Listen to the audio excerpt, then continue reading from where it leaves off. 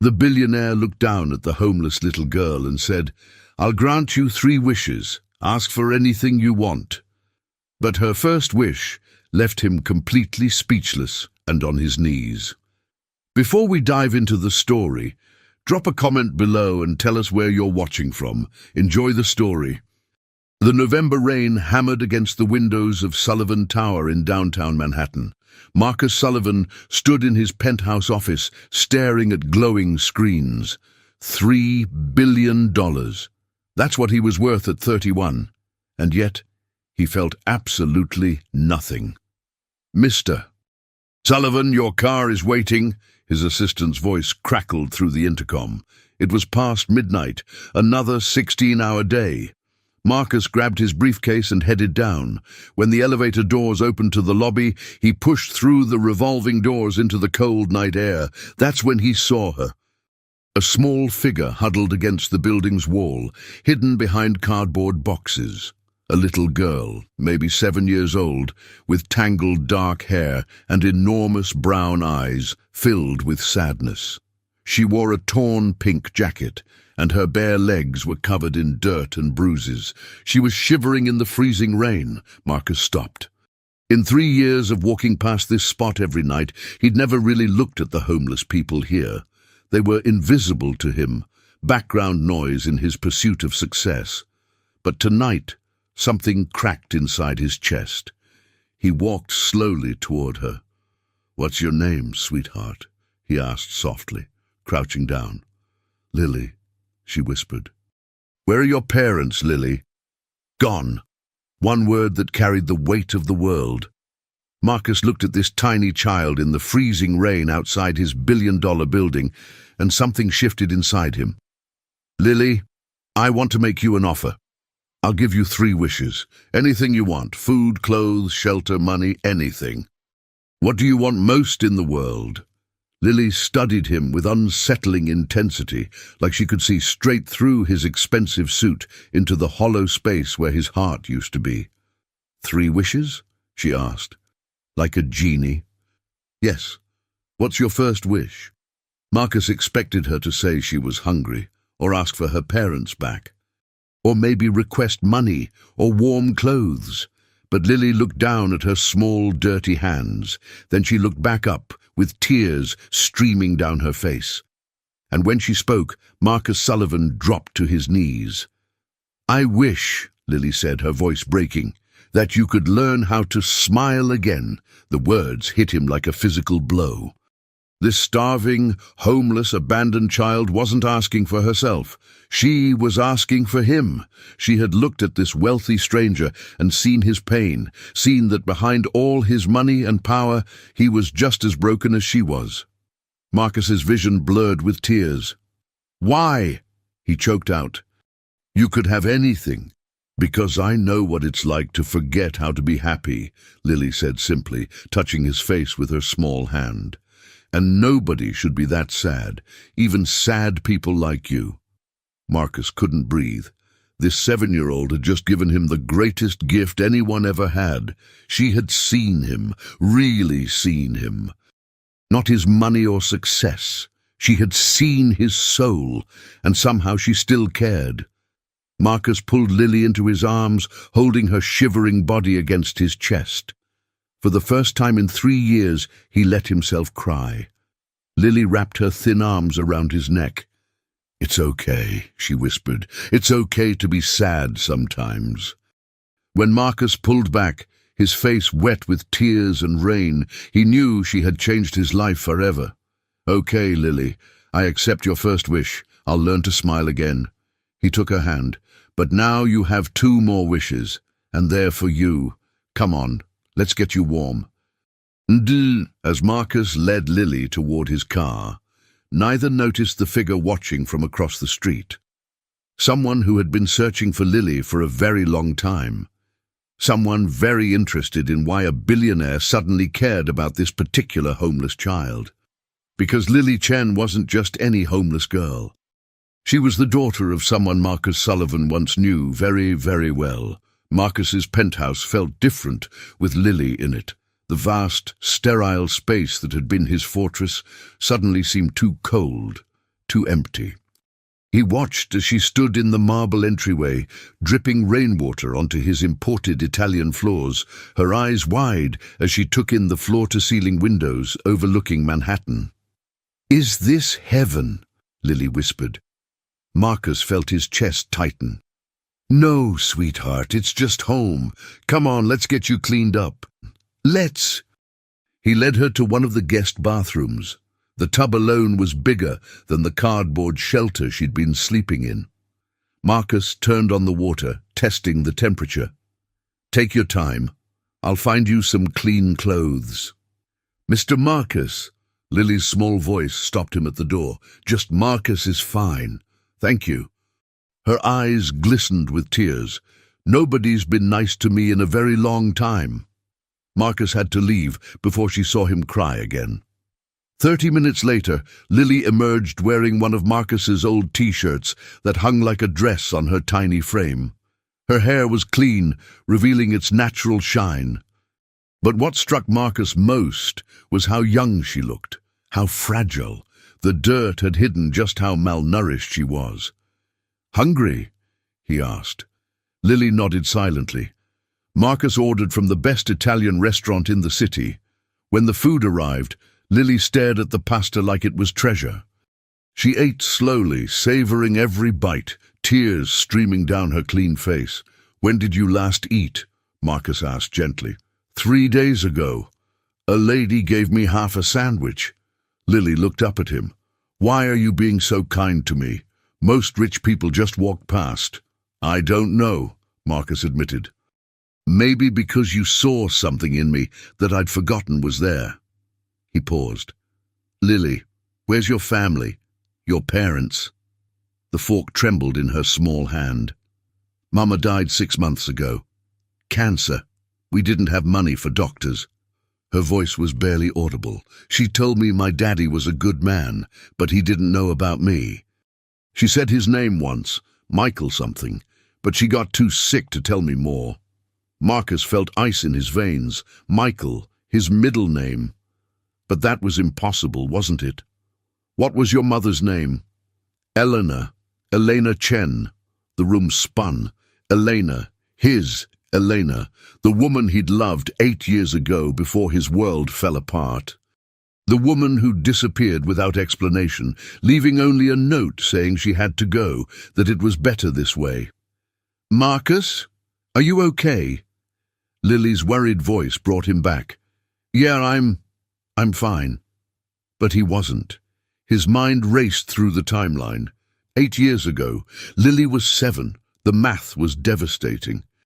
"Tell me about your mother," Marcus managed to say. "What did she look like?" "Beautiful. She had long black hair, and she always smelled like jasmine. She loved to sing, even when she was sick." Lily smiled at the memory. "She said I looked just like her, but I have my daddy's eyes."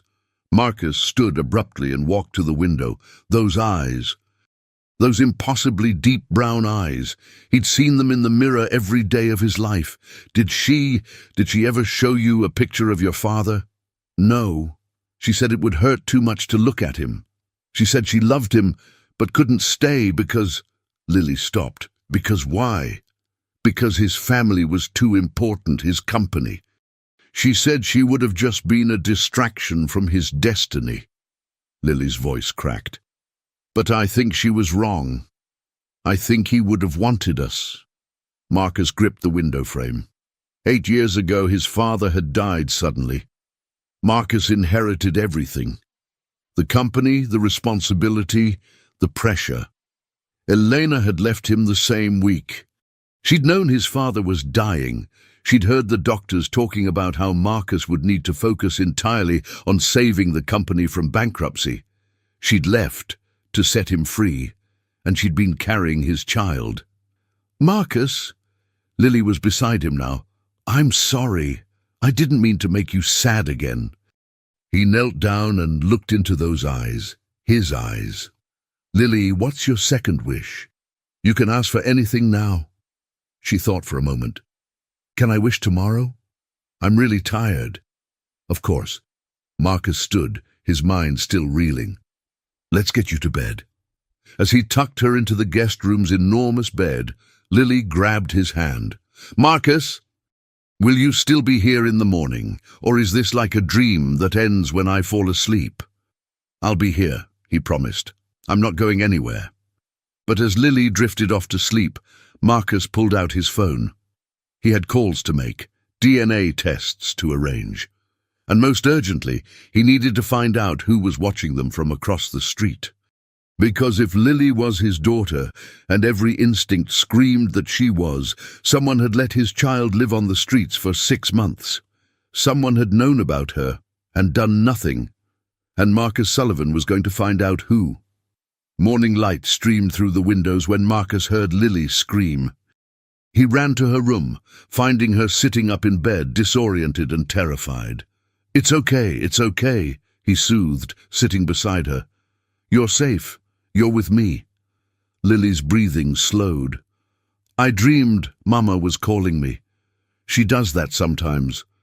I think she's worried about me." Marcus's heart shattered. "I'm sure wherever she is, she knows you're safe now." Over breakfast, pancakes that Marcus had attempted to make himself, resulting in slightly burnt but edible results, Lily opened up more about her life on the streets. "After Mama died, the landlord kicked me out, said kids couldn't live alone." She poured syrup carefully. "I tried to find people to help, but everyone said I needed papers, documents.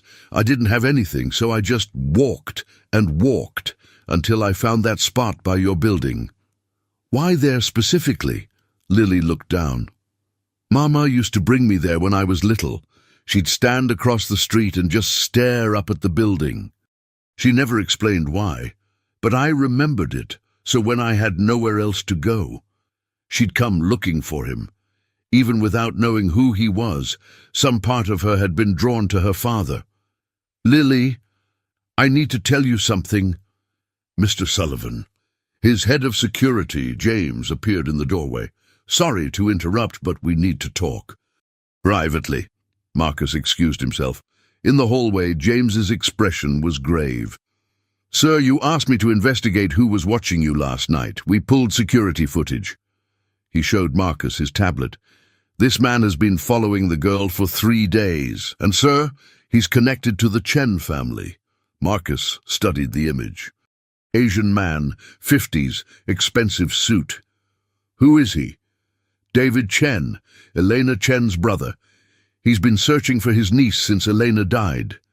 "Then why didn't he take her in?" James hesitated. "That's the complicated part. Elena apparently left a will. Everything goes to Lily, including a trust fund nobody knew existed. $1 million. David's been trying to get custody to control the money." Marcus's blood boiled. "He's been watching her live on the streets for 6 months? He needed to make her desperate enough to come to him willingly. If she chooses him as guardian, the courts won't question it. But if she's taken from him, he loses control of the trust." "Over my dead body." Marcus walked back into the kitchen where Lily was finishing her pancakes, completely unaware of the danger. "Lily, how would you like to stay here for a while?" "With me?" Her face lit up. "Really? But why would you want me?" "Because," Marcus knelt beside her chair, "I think your mother would want you somewhere safe. And I promise you, I will keep you safe." "Okay." Lily smiled, the first real smile he'd seen. "Can I tell you my second wish now?" "Of course. I wish." She paused, choosing her words carefully. "That you could help the other kids, the ones still sleeping on the streets. There's Tommy and Grace and little Mike. They don't have anyone either. Could you help them too? Make sure they get food and blankets and maybe a place to stay?" Marcus stared at this 7-year-old child who had nothing, asking for nothing for herself. Again. "Yes," he said firmly. "Yes, I'll help them, all of them." Lily hugged him tight. And Marcus realized that in less than 24 hours, this little girl had done what 8 years of therapy couldn't. She'd given him a reason to care again. His phone buzzed. A text from an unknown number. "She belongs with family, not strangers. You have 24 hours to return her, or I'll involve the authorities. DC. Marcus deleted the message. David Chen had no idea who he was dealing with. That afternoon, while Lily napped, Marcus stood in a room he hadn't entered in 3 years. His sister's room. He'd kept it exactly as Sarah left it the day she died. She'd been 7, just like Lily. Marcus sat on the small bed, surrounded by stuffed animals and fairy tale books. Sarah had been his world. 12 years younger, she'd been a surprise baby, a gift his parents received late in life. And Marcus, at 19, had adored her. They'd been at the park. Marcus was supposed to be watching her. But he'd gotten a call about an internship, his first real business opportunity. He'd turned away for just 2 minutes. 2 minutes. That's all it took for Sarah to chase a ball into the street. The car never even slowed down. Marcus had held her as she died. Her last words were, "Don't be sad, Marky, I'll be okay." But he'd been sad. For 3 years, he'd buried himself in work, building an empire, making billions, becoming successful enough that maybe, someday, the guilt would fade. It never did. Until last night, when another 7-year-old girl with wise, sad eyes told him she wished he could smile again. "Marcus!" He turned. Lily stood in the doorway, clutching a stuffed rabbit she'd found in the guest room. "I heard you crying," she said softly. "Are you thinking about someone you lost?" "My sister, Sarah. She died when she was your age." Lily walked over and climbed onto the bed beside him. "Mama used to say that people we love never really leave. They live in here." She put her small hand over his heart. "Sarah's still with you. I bet she's happy you're helping me." "How are you so wise?" Marcus asked, voice thick. "Mama taught me. She said when you're really sad, the only thing that helps is helping someone else be less sad." Lily looked around the room. Sarah had a lot of toys. Do you think she'd want other kids to have them, the ones on the street?" Marcus looked at this incredible child. She was right. Sarah would have loved that. "Yes," he said. "Let's do that. We'll take Sarah's things and give them to kids who need them. And Lily." "Yeah? You remind me of her, of the best parts of her." Lily beamed. Then her expression grew serious. "Can I tell you a secret? Always. I think Mama knew you. She had a picture hidden in her diary. She wouldn't let me see it, but once I peeked, it was a man who looked like you. And she'd written on the back, 'The only one I'll ever love.'" Marcus's heart stopped. "Do you still have that picture?" "No. When we got evicted, the landlord took everything we couldn't carry. I'm sorry." "It's okay." But Marcus was already texting James, "Find Elena Chen's old apartment. Get me everything the landlord kept." Because he needed proof. He needed to know for certain. And more than anything, he needed Lily to know the truth. That she wasn't alone, that she'd never been abandoned, that her father had just never known she existed. But first, he had to deal with David Chen, and he had to do it before the man could tear Lily away from the only family she had left. The next morning, Marcus took Lily to do something he'd never imagined he'd do. Visit the streets where she'd lived.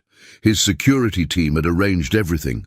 3 blocks from Sullivan Tower, under an overpass, they'd set up a temporary shelter. Heated tents, hot meals, clothing, blankets, and medical care. Marcus had made some calls. His company would fund a permanent facility within the month, but today was about Lily's wish. "Tommy!" Lily screamed, running toward a thin boy about 9 years old. "Grace! Little Mike!" 3 children emerged from the shadows, wary at first, then recognizing Lily. They hugged, all talking at once. Marcus watched as Lily brought them over. "These are my friends," she announced proudly. "This is Marcus. He's helping us." Tommy eyed Marcus suspiciously. "Why?" "Because Lily asked me to," Marcus said simply. "Are you hungry?" For the next 3 hours, Marcus Sullivan, Billionaire CEO, served hot meals to homeless children. He listened to their stories. He learned their names. He saw his sister's face in every one of them, and something inside him, something that had been frozen for 3 years, began to thaw. "You're good at this," Lily said, watching him bandage a cut on Grace's knee. "Your second wish was a good one," Marcus replied. "Thank you for making me do it. That's 2 wishes down, 1 more to go." Lily looked up at him with those familiar eyes. "But I'm saving the last one for when I really need it." As they drove back to the penthouse, Marcus's phone rang. "James." "Sir, we found the apartment, got everything from the landlord, and sir, you need to see this." 20 minutes later, Marcus sat in his office, staring at a shoebox full of Elena's belongings. Letters, photos, and a diary. He opened it with shaking hands. The entries were dated starting 8 years ago. "March 15th, I'm pregnant. Marcus's baby. I haven't told him. His father just died. He's drowning in responsibility. How can I add to that burden?" April 2nd, I made my decision. I'm leaving. It's the only way he can focus on saving the company. He'll hate me, but at least he'll survive. May 20th, I saw him today from across the street. He looked so tired, so sad. I almost told him everything, but I can't. I won't destroy his future. Marcus couldn't read anymore. He looked at the photos. Eleanor, pregnant. Eleanor holding a newborn Lily. Eleanor, thin and sick, smiling despite the pain. And one photo that made him gasp, himself younger, laughing. On the back, Eleanor's handwriting. "Marcus Michael Sullivan, the father of my child, the love of my life. The man who will never know what he means to me. Marcus Michael Sullivan." She'd known his full name, known everything. "Sir?" James stood in the doorway. "There's something else. David Chen just filed for emergency custody. He's claiming you kidnapped his niece." Marcus looked at the papers James handed him. "Court hearing tomorrow." David had powerful lawyers and family connections. "Can we win?" Marcus asked. "Without proof you're her father. It's risky. The DNA test takes 3 days. We won't have results in time." Marcus stood. "Then we'll have to prove it another way." He walked to where Lily was playing in the living room. She looked up, smiling. And Marcus saw it clearly now. His eyes, his smile, Elena's grace. "Lily, I need to tell you something important. About your mother. And about me." Lily put down her toy. "Okay." Marcus knelt before her. I know. Lily, I'm your father." The words hung in the air. Lily stared at him. Tears filled her eyes. "You're my daddy." "Yes, sweetheart. Your mother and I, we loved each other very much. But she left to protect me, and she never told me about you. I swear if I'd known, I would never have let you live on those streets. Never." Lily launched herself into his arms, sobbing. "I have a daddy. Mama said I did. She said he was good. She was right." Marcus held his daughter, crying with her. 8 years of missing this. 8 years of not knowing. 8 years of Elena suffering alone. But no more. "Lily, there's a man who wants to take you away from me. Your uncle. We have to go to court tomorrow." "I don't want to go with him," Lily said firmly. "I want to stay with you." "Then we'll fight," Marcus promised. "Together." What neither of them knew was that David Chen was already planning his next move, and it didn't involve courts at all. The courthouse was packed. David Chen sat with 3 lawyers in expensive suits. Marcus had his legal team, but his real weapon was sitting beside him, Lily, wearing a new dress, holding his hand. "All rise for Judge Patricia Morrison." The hearing began. David's lawyer spoke first. "Your Honor, my client is the closest living relative to Lily Chen. He's been searching for her since his sister's untimely death. Mr. Sullivan, while well-intentioned, is a stranger who—" "That's not true." Lily stood up. "He's not a stranger. He's my daddy." The courtroom erupted in whispers. Judge Morrison banged her gavel. "Young lady, please sit down. Mr. Sullivan, do you claim paternity?" "I do, Your Honor," Marcus said firmly. I have evidence that Elena Chen and I were in a relationship 8 years ago. I recently discovered that Lily is my biological daughter. Your Honor, he has no proof, David's lawyer argued. This is a desperate attempt to... I have proof. A woman's voice from the back of the courtroom. Everyone turned. An elderly woman walked forward, holding a folder. I'm Dr. Grace Patterson. I was Elena Chen's doctor. She listed me as a witness in her will specifically for this situation. Judge Morrison gestured her forward. Approach. Dr. Patterson opened the folder. Elena came to me when she discovered she was pregnant. She wanted documentation proving who the father was. She knew David might try to take Lily for the inheritance. She handed papers to the judge. Blood type analysis, timeline documentation, and a letter from Elena naming Marcus Sullivan as her daughter's father. She also documented that David knew about Lily, but refused to help unless Elena signed over her trust fund. David shot to his feet. That's a lie. Is it? Dr. Patterson turned to him.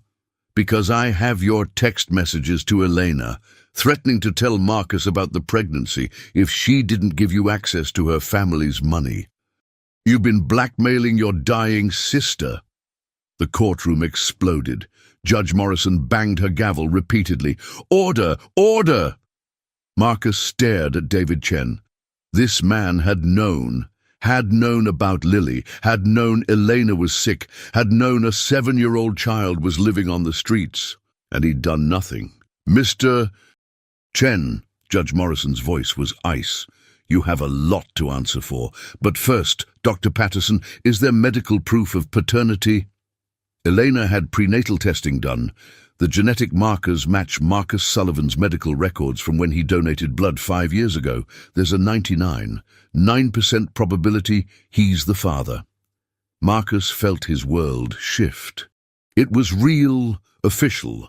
Lily was his daughter.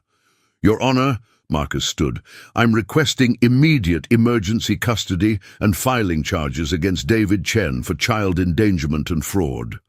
Granted, Judge Morrison said without hesitation.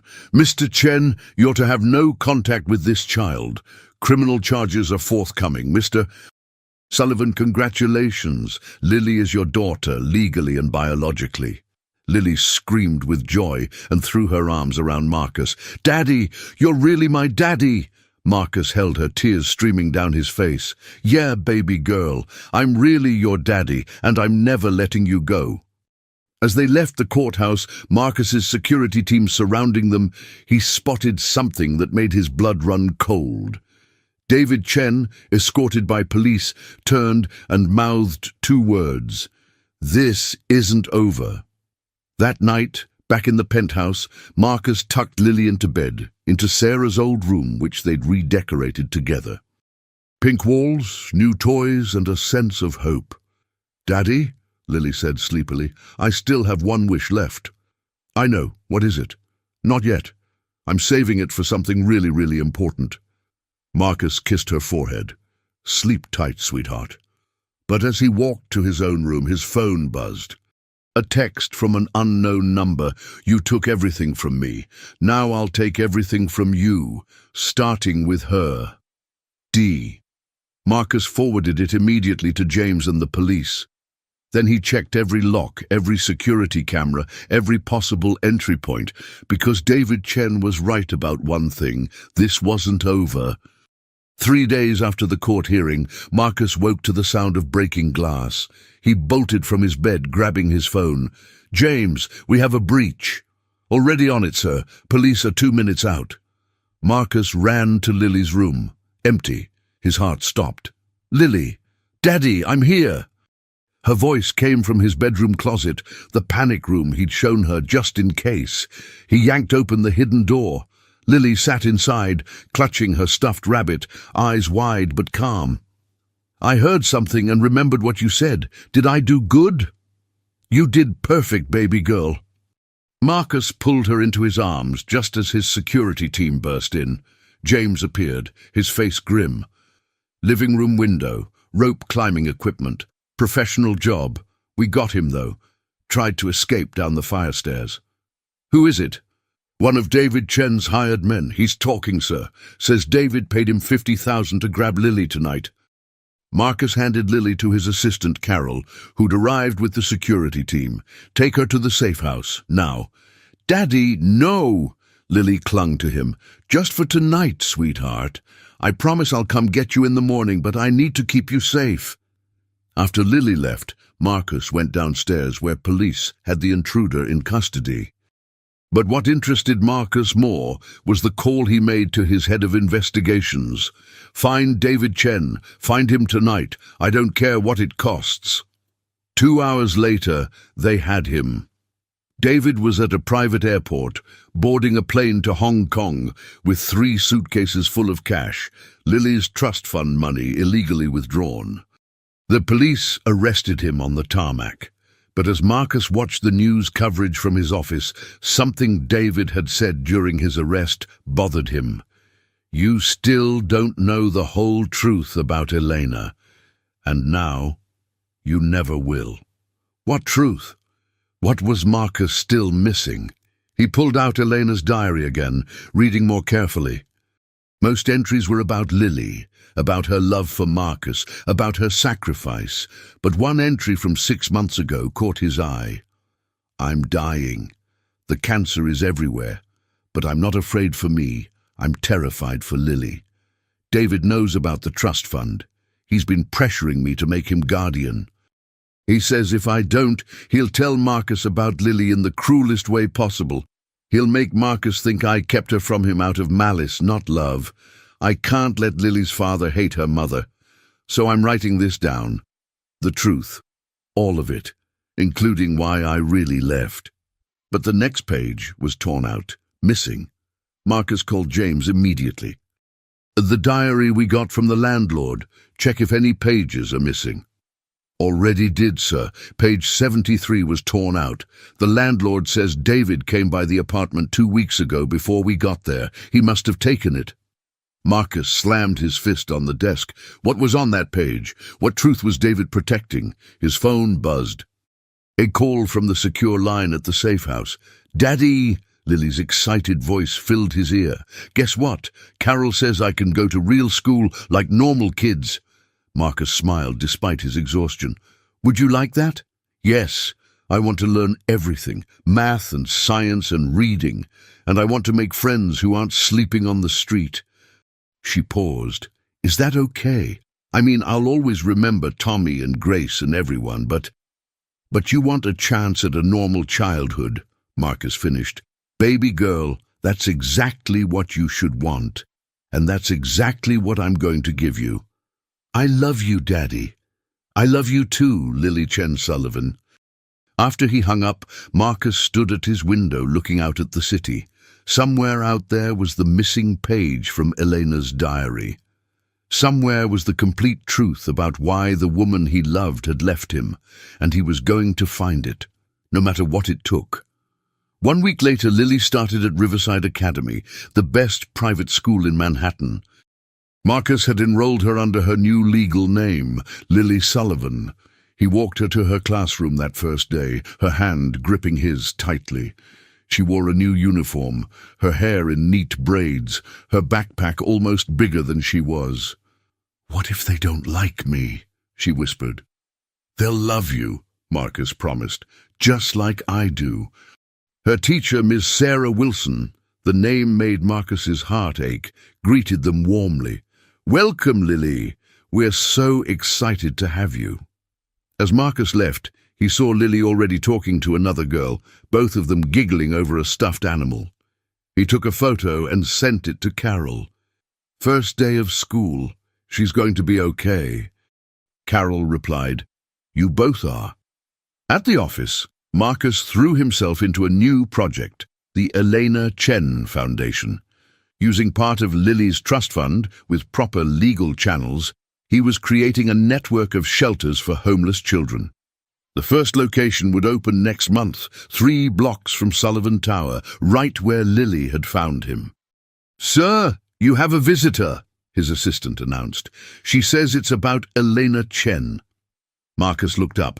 A young woman stood in his doorway, maybe 25, nervous. "Mr. Sullivan? I'm Amy Zhang. I was Elena's nurse during her final months." "Come in, please." Marcus gestured to a chair. "How can I help you?" Amy pulled an envelope from her purse. "Elena gave me this before she died. She made me promise to give it to you only if Lily found you. She said you'd know when the time was right." Marcus's hands shook as he took the envelope. Elena's handwriting. "For Marcus, the truth I couldn't say." "She loved you so much," Amy said quietly. "She talked about you every day, about how she'd ruined both your lives by leaving, but she was convinced she'd done the right thing." After Amy left, Marcus sat alone in his office, staring at the envelope. Inside could be the missing piece. The answer to why Elena really left, the truth David had tried to hide. He opened it. Inside was a letter and a medical report. Marcus read the report first and felt his blood turn to ice. Genetic screening results for Elena Chen, positive for BRCA1 mutation, 87% lifetime risk of breast cancer, 63% likelihood of passing mutation to offspring. Recommendation: immediate genetic counseling and preventive measures. The date on the report was 8 years ago, right before Elena left. Then he read her letter. "My dearest Marcus, by the time you read this, I hope Lily has found you. I hope you've forgiven me for leaving. I hope you understand why I had to go. I didn't leave because I stopped loving you. I left because I loved you too much. When I found out I was pregnant, I also found out I carried the gene that killed my mother and grandmother. I knew I was going to get cancer. I knew I would probably die young. And I knew that if I told you, you'd have spent our whole relationship watching me, waiting for me to get sick, sacrificing everything to take care of me. You'd just lost your father. You were drowning in responsibility. You had a company to save, employees depending on you. How could I ask you to also take on a dying girlfriend and a baby? So I left.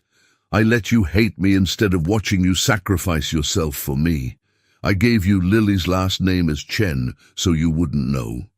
I hid for 8 years, raising our daughter alone, loving you from a distance. I got sick 6 months ago. Stage 4. The doctor said I had maybe a year, but I wanted to tell you the truth. I tried to write you so many times. I walked past your building 100 times, Lily with me, both of us staring up at where you were, but I was a coward. So I'm writing this instead. Lily is your daughter. She's beautiful and smart and kind. She has your eyes and your heart and your stubborn determination. She also might carry the gene. You'll need to get her tested. If she has it, she'll need monitoring, maybe preventive treatment someday. I'm so sorry I robbed you of 8 years with her. I'm sorry I made this choice without you. I thought I was protecting you, but maybe I was just protecting myself from seeing disappointment in your eyes. If you're reading this, it means Lily found you. It means my brave little girl did what her coward mother couldn't. Take care of her, Marcus. Love her enough for both of us. And maybe, someday, forgive me. Forever yours, Elena. Marcus read the letter 3 times, tears streaming down his face. Elena hadn't left because she didn't love him. She'd left because she loved him too much. She'd chosen to die alone, raising their child alone to spare him pain. "You idiot," he whispered to the ghost of the woman he'd loved.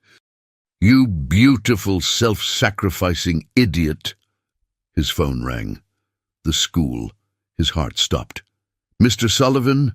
Lily's fine, but we need you to come pick her up. She's having a difficult day." Marcus ran. Marcus found Lily in the nurse's office, curled up in a chair, sobbing. He dropped to his knees beside her. "Baby girl, what happened?" "We had to draw pictures of our families," Lily hiccuped. "Everyone drew their mommies and daddies, and I drew us, but then I realized I drew you, but Mama isn't here. She's never going to be here, and I miss her so much, Daddy. I miss her so much." Marcus pulled his daughter into his arms, feeling her small body shake with grief. "I know, sweetheart, I know. The other kids have mommies. Why can't I have mine? Why did she have to die? Lily's tears soaked his shirt. It's not fair. No, it's not fair, Marcus agreed, his own voice breaking. Your mama should be here. She should have seen you start school. She should have been the one braiding your hair this morning. Did she love me? Lily asked desperately. Really, truly love me? Or did she leave because I was too much trouble? Marcus's heart shattered. He pulled back so he could look into his daughter's eyes. Lily, listen to me. Your mother loved you more than anything in this world. She gave up everything for you. Everything. Then why did she leave you? Why didn't she stay so we could be a family? It was time for the truth. Marcus took a deep breath. Your mama was sick for a long time. Even before she got cancer, she knew she might get sick someday. And she was scared that if she stayed with me, if we became a family, you and I would have to watch her die. She thought leaving would protect us from pain. That's stupid, Lily said fiercely. Being without her hurts way worse. You're right, it was stupid, but it's what she thought love looked like, sacrifice. Marcus wiped her tears. Your mama made a mistake, a big one, but she made it because she loved us so much she couldn't think straight. Lily was quiet for a long moment. Do you still love her, even though she left? Yes, Marcus said without hesitation. I'll always love her. She gave me the best gift I ever received. She gave me you. Can we visit her? I want to talk to her. Tell her I'm okay now.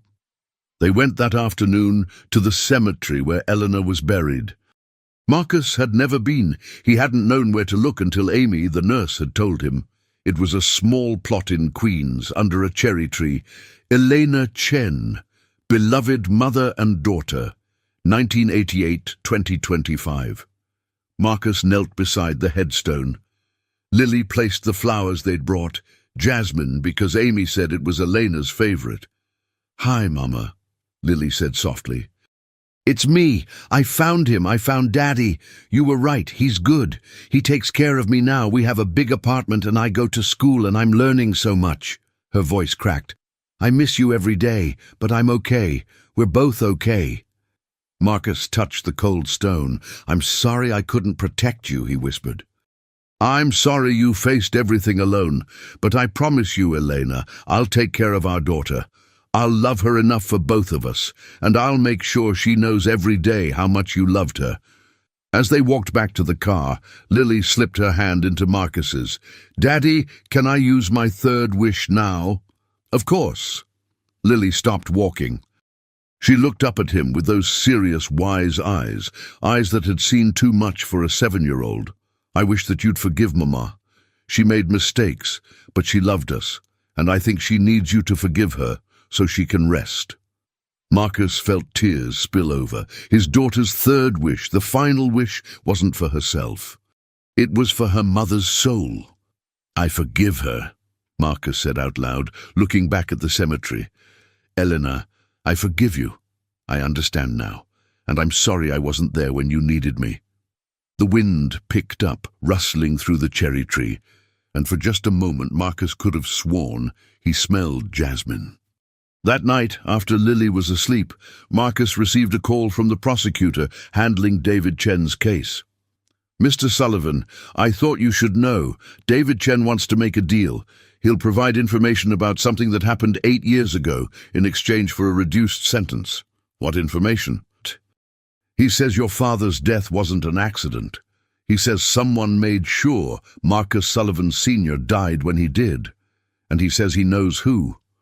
Marcus gripped the phone. I'll be there in 20 minutes. David Chen sat across from Marcus in the interrogation room, wearing an orange jumpsuit and handcuffs.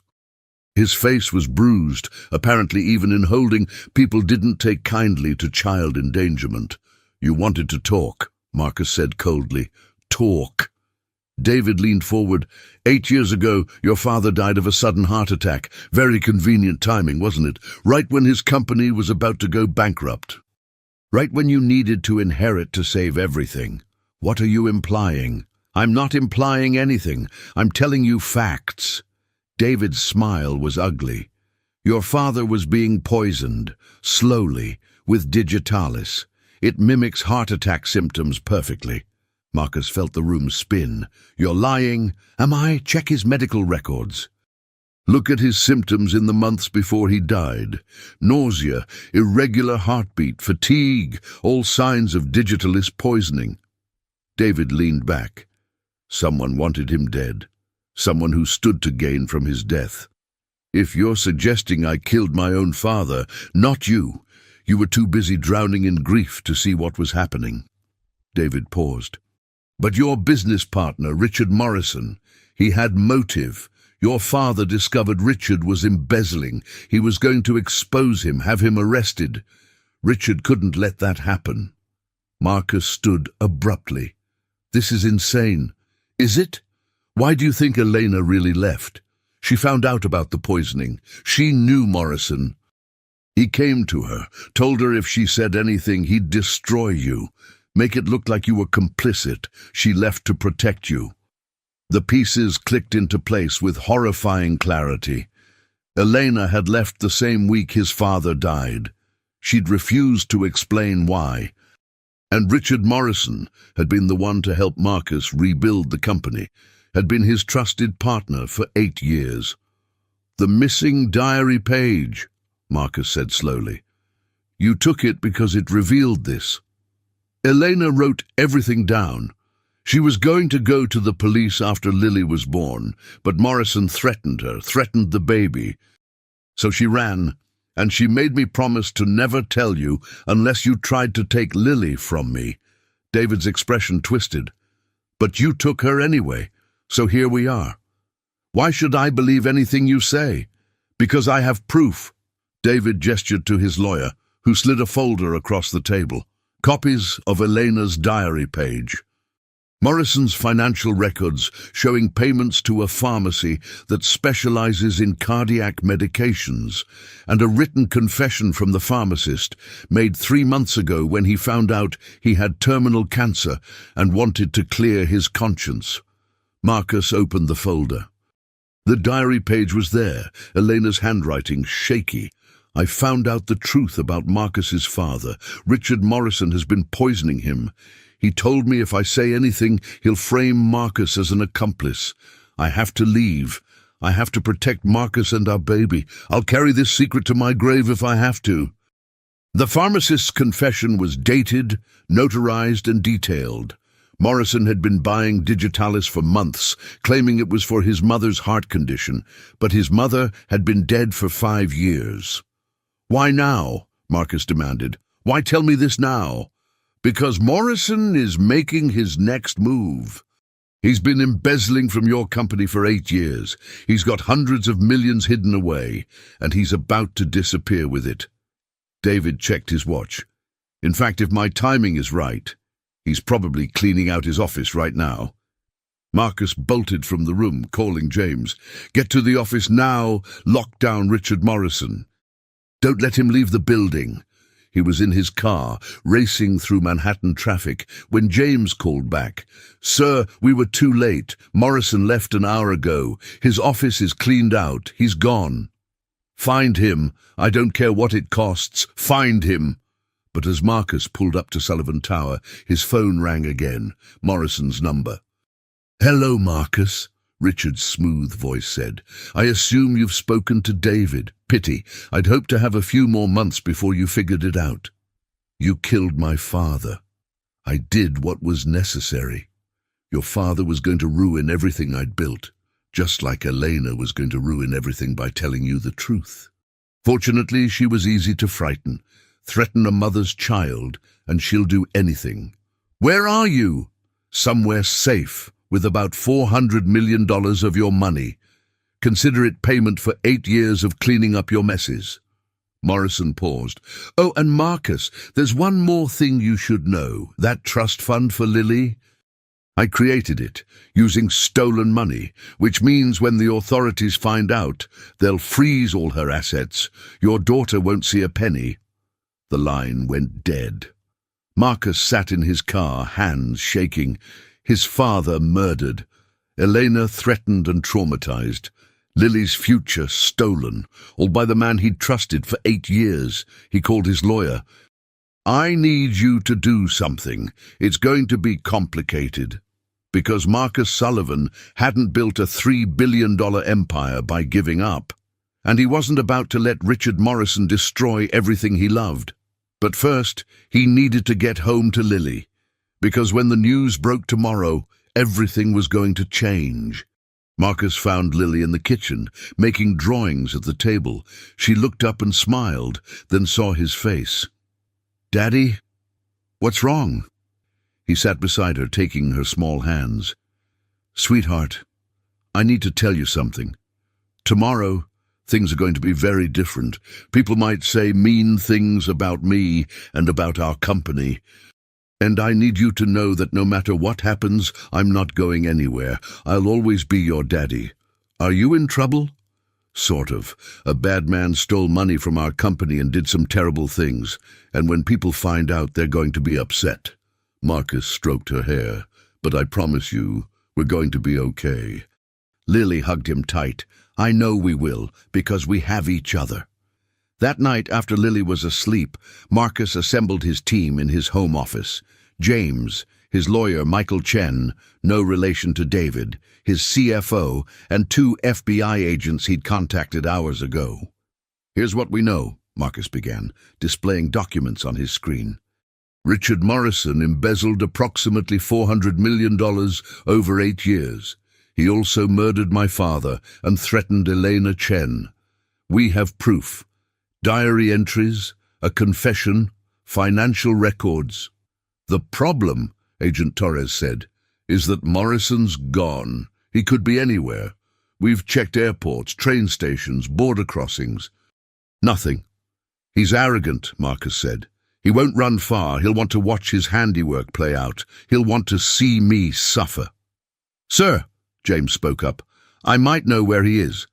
Morrison owns a property upstate under his mother's name. He thinks nobody knows about it, but I've been tracking his assets for years, just in case." "Get me the address," Marcus said. Then he turned to Michael. "What happens to Lily's trust fund when they find out it was created with stolen money?" "Legally, it will be frozen and returned to your company's accounts. Lily loses everything Elena left her. Unless," Marcus said slowly, "we can prove Elena had no knowledge the money was stolen. We establish that Morrison created the fund to hide the embezzlement, naming Lily as beneficiary to make it look like a family gift. Can we prove that? Elena's diary, she never mentions a trust fund. She talks about leaving Lily with nothing, about feeling guilty that she couldn't provide more. If she'd known about $1 million trust, she would have mentioned it." Marcus pulled up the scanned diary pages. "See? Not one word about it." Michael nodded slowly. "That could work. We prove Elena was innocent. The trust fund becomes evidence of Morrison's crime, but we can argue Lily shouldn't be punished for his actions." "There's still the matter of catching him," Agent Torres said. Marcus smiled. A cold, dangerous smile. "I have an idea about that." The next morning, Marcus held a press conference. Sullivan Tower's lobby was packed with reporters. Marcus stood at the podium, looking every inch the powerful CEO he was. "Ladies and gentlemen, I'm here to announce that Sullivan Industries has discovered a massive embezzlement scheme by my former partner, Richard Morrison. Over 8 years, Morrison stole $400 million. He also murdered my father through poisoning." The crowd erupted. Marcus held up a hand. "We have proof, and we're offering a $10 million reward for information leading to his capture." But that wasn't the real announcement. The real announcement came next. "Additionally, I'm establishing the Elena and Sarah Foundation with a personal donation of $1 billion. This foundation will provide shelters, education, and medical care for homeless children across America, because 8 months ago, my daughter was one of those children, and no child should ever have to sleep on the street." Marcus displayed a photo on the screen behind him, Lily on that first night, huddled against his building. This is Lily Sullivan, my daughter. She was 7 years old and homeless when I found her. Her mother, Eleanor Chen, was the love of my life. She died alone because Richard Morrison threatened her to keep his crimes hidden. Tomorrow, we break ground on the first Elena and Sarah Center, located at the exact spot where Lily and I met. The reporters went wild with questions, but Marcus was watching the live feed on his phone, watching one specific IP address accessing the press conference stream, Morrison's burner laptop from the upstate property. "Got him," James texted. That afternoon, FBI agents raided the upstate cabin. Richard Morrison was arrested without incident, trying to flee through the woods with a backpack full of cash. When Marcus got the call, he picked up Lily from school himself. "They caught him, baby girl. The bad man who hurt us. They caught him." Lily's face lit up. "Does that mean we're safe now?" "Yes, sweetheart, we're safe." That evening, as they ate dinner together, Lily looked at Marcus seriously. "Daddy, I used all 3 wishes. Does that mean you don't have to take care of me anymore?" Marcus nearly dropped his fork. "What? No!" "Lily, those wishes, those were just a way for us to start talking that first night. I'm not taking care of you because of some wishes. I'm taking care of you because you're my daughter, and I love you more than anything in this world." "Really, truly?" "Really, truly, forever and always, no wishes required." Lily climbed into his lap, resting her head against his chest. "Good, because I was worried."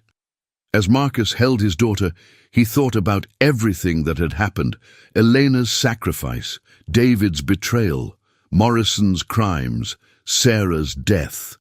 And somehow, through all of it, this beautiful, brave little girl had found him and brought him back to life. His phone buzzed. A text from an unknown number. "Thank you for catching Morrison. Elena would be proud. David." Marcus didn't respond. David was facing prison time for his own crimes, but at least now the whole truth was known. "Daddy," Lily said sleepily, "when's the foundation opening? Can I help?" "Next week. And yes, you can help. After all, it's named after 2 of the most important people in my life." "Mama and your sister?" "That's right. I wish I could have met your sister. I bet she was nice." "She was," Marcus said softly. "She was exactly like you." As Lily dozed off in his arms, Marcus looked out at the Manhattan skyline. Tomorrow, the foundation would open. Tomorrow, children like Lily would have a safe place. Tomorrow, Elena's sacrifice would mean something. But tonight, Marcus just held his daughter and remembered how to smile. 6 months later, Marcus stood on a makeshift stage in front of the Elena and Sarah Center. The building was beautiful, modern, warm, with floor-to-ceiling windows that let in natural light. Behind him, carved in stone above the entrance, were the words, "Every child deserves a home." The crowd was massive. News crews, city officials, donors, and most importantly, dozens of children who would call this place home. Tommy, Grace, and little Mike sat in the front row, wearing new clothes and genuine smiles. "Ladies and gentlemen," Marcus began, his voice carrying over the speakers, "8 months ago, I was a man who had everything and nothing. I had billions of dollars and an empty heart. I walked past suffering every single day and never saw it." He paused. "Then one rainy night, a 7-year-old girl changed my life forever." Lily stood beside him now, wearing a yellow dress, holding a ceremonial ribbon. She was healthy, thriving in school, and most importantly, she was happy. "That little girl taught me 3 lessons disguised as 3 wishes," Marcus continued. "The first wish was that I learned to smile again." She looked at a stranger who had everything money could buy and saw that he'd lost what mattered most: joy, purpose, connection. She wished for my happiness before her own survival. The crowd was silent, hanging on every word. Her second wish was to help other children like her. Even when she had nothing, when she was starving and cold, she thought of others first. She taught me that real wealth isn't measured in bank accounts, but in how many lives you touch.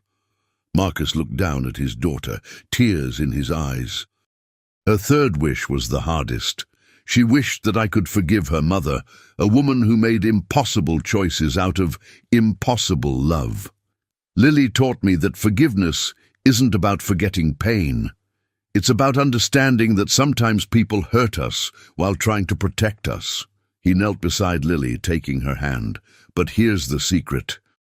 Those 3 wishes, they weren't really for me. They were for her. Because in teaching me to smile, she learned she could bring joy. In helping others, she found purpose. In forgiving her mother, she freed herself from anger. Marcus stood, addressing the crowd again. Every child who comes through these doors will have 3 things guaranteed: safety, education, and love. Because that's what Lily gave me, and that's what we owe every child who's ever felt forgotten. Together, Marcus and Lily cut the ribbon. The crowd erupted in applause. Children rushed forward to explore their new home, bedrooms with real beds, a library full of books, a kitchen that always had food, counselors who cared. Later, as the sun set, Marcus and Lily sat on a bench outside the center, watching children play in the new playground. "Daddy," Lily said quietly, "do you think Mama can see this?" "Yes, baby girl, I think she can, and I think she's very proud of you. I miss her, but it doesn't hurt as much anymore. That's how healing works. The love stays, but the pain gets smaller." Marcus wrapped his arm around her. "You know what I realized? You're exactly like her.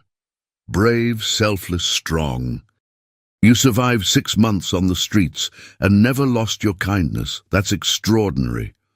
"I learned it from watching you," Lily said. "You lost your sister and your dad and Mama, but you still chose to be good, to help people." Marcus pulled her close. "We learned it from each other." As they sat there, Carol approached with a folder. "Marcus, the test results came back." Marcus had finally had Lily tested for the BRCA1 gene mutation that killed Elena. His heart pounded. "And?" Carol smiled. "She's negative. She doesn't have it." Marcus felt tears of relief stream down his face. Lily looked up, confused. "What does that mean?" "It means you're going to have a long, healthy life, sweetheart. It means you won't get sick like Mama did." Lily hugged him tight. "Mama's last gift to me. She gave me you, and she gave me a future." That night, after the celebration ended, Marcus tucked Lily into bed. Her room was filled with books, stuffed animals, and photos, including one of Elena that Marcus had framed.